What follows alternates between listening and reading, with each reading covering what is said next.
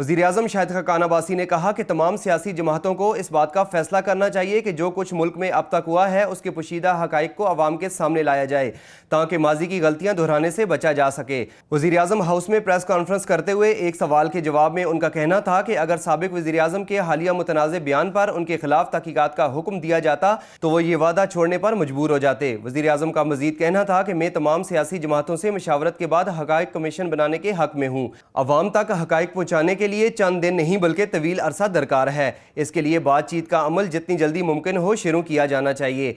जुलाई में मुतवक्के आम इंतखाबात के हवाले से पूछे गए एक सवाल के जवाब में उन्होंने कहा कि हुक्मरान जमात पाकिस्तान मुस्लिम लीग नून आइंदा आम इंतखाबात का बायकाट नहीं करेगी। जब उनसे पूछा गया कि पाकिस्तान मुस्लिम लीग नून के रहनुमा इतनी बड़ी तादाद में पाकिस्तान तहरीक इंसाफ में शमूलियत क्यों इख्तियार कर रहे हैं तो उन्होंने जवाब दिया कि जो अफराद मुस्लिम लीग नून छोड़कर जा रहे हैं उन्हें नवाज शरीफ के इस शिकवे पर तहफ़्फ़ुज़ात नहीं कि मुझे क्यों निकाला। मैं उन्हें अच्छी तरह जानता हूँ कि कोई एक भी नज़रियाती बुनियादों पर PTI में शामिल नहीं हुआ। सब ने ज़ाती मफाद के लिए जमात तब्दील की। रिपोर्ट के मुताबिक खुदकश बम्बार का ताल्लुक अफगानिस्तान में कायम कालिदम तंजीम हिज़्बुल अहरार से था, जिन्होंने बलोचिस्तान की कालिदम लश्कर जंगवी के साथ मिलकर हमले को सरअंजाम देने की कोशिश की थी। जबकि खुदकश बम्बारों ने जुमेरात की रात को कोयटा सर्वे 31 के इलाके में कायम FC मददगार सेंटर में घुसने की कोशिश की थी। ताहम गेट पर मौजूद FC एहलकारों ने फौरी मज़ाहमत करते हुए खुदकश बम्बारों को हिलाक कर दिया था। FC एहलकारों और दहशत गर्दों के दरमियान जारी शदीद फायरिंग से इलाका मकीन 1 घंटे के लिए यरगमाल बन गए थे। मुकामी अफराद ने एक हफ्ता कबल होने वाले वाक़े के हवाले से बताया कि हमें डर था कि कहीं दहशतगर्द हमारे घरों में ना घुस आएं।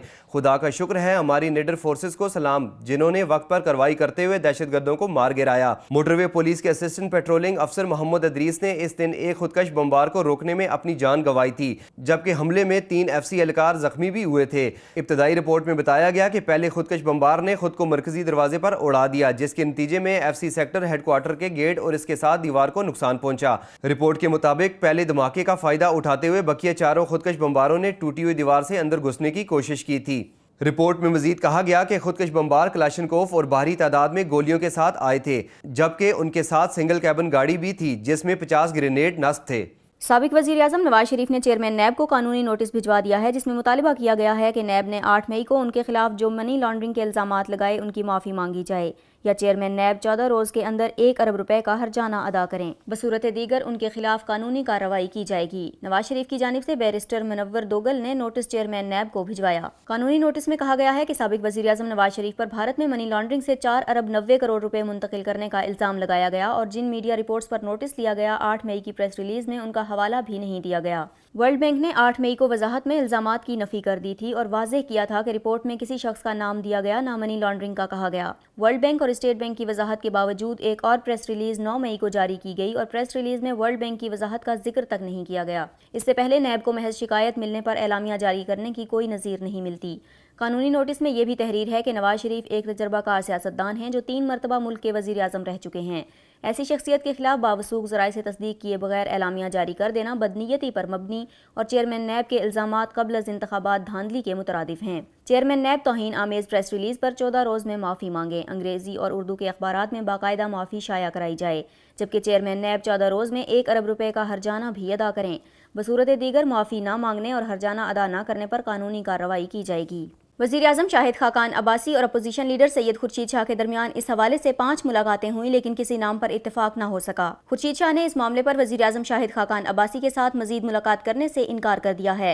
उनका कहना है कि वज़ीर-ए-आज़म नामों के मामले पर अपनी बात से फिर गए हैं। अब ये मामला पार्लिमानी कमेटी में जाने का इम्कान है।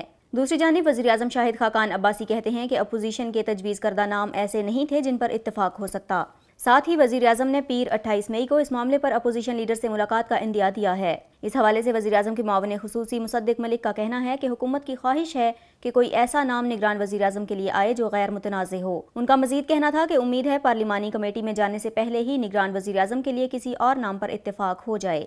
दूसरी जानिब पंजाब में निगरान सेटअप के लिए वज़ीर आला पंजाब शहबाज शरीफ और opposition leader Punjab assembly Mahmood ur Rasheed के दरमियान मुलाकात आज शाम मुतवक्के है। बलोचिस्तान में निगरान सेटअप के लिए वज़ीर आला अब्दुल कुद्दूस बुज़िंजो और अपोजिशन लीडर रहीम ज़यार तवाल के दरमियान मुशावरत हुई, जिसके दौरान सूबाई हुकूमत और अपोजिशन की जानिब से 8 नाम पेश कर दिए गए, जिनमें गौस बख्श बारज़ोई, प्रिंस अहमद अली, असलम भूतानी और नवाबजादा सैफुल्ला मगसी समेत दीगर नाम शामिल हैं। मौजूदा हुकूमत की आईनी मुद्दत 31 मई 2018 को ख़त्म हो जाएगी, जिसके बाद निगरान हुकूमत आइंदा इंतखाबात तक अपनी जिम्मेदारियां संभालेगी।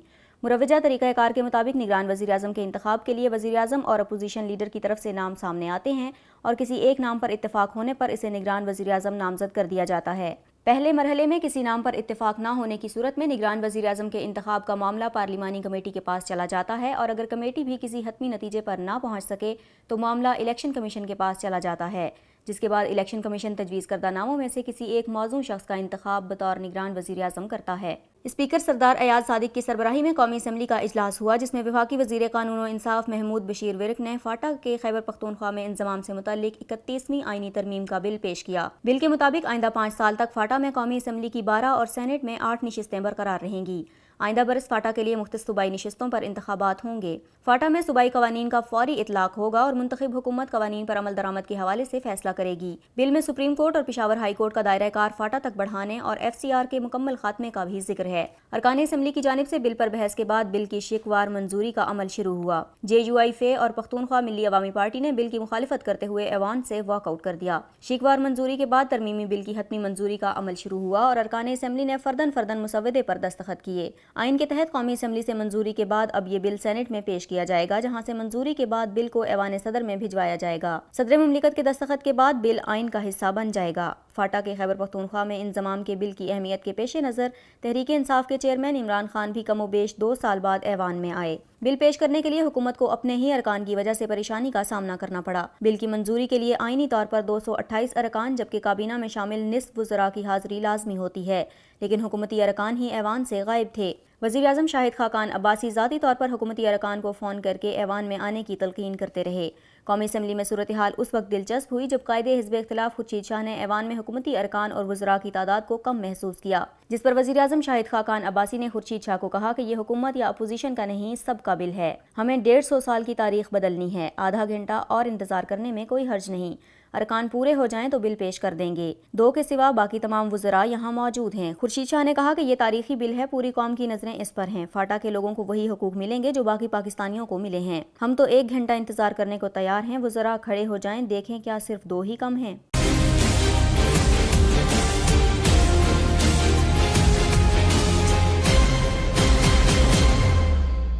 Please subscribe to Humsub TV and hit the notification icon on the screen to get the latest updates of our channel. Thank you for watching Humsub TV.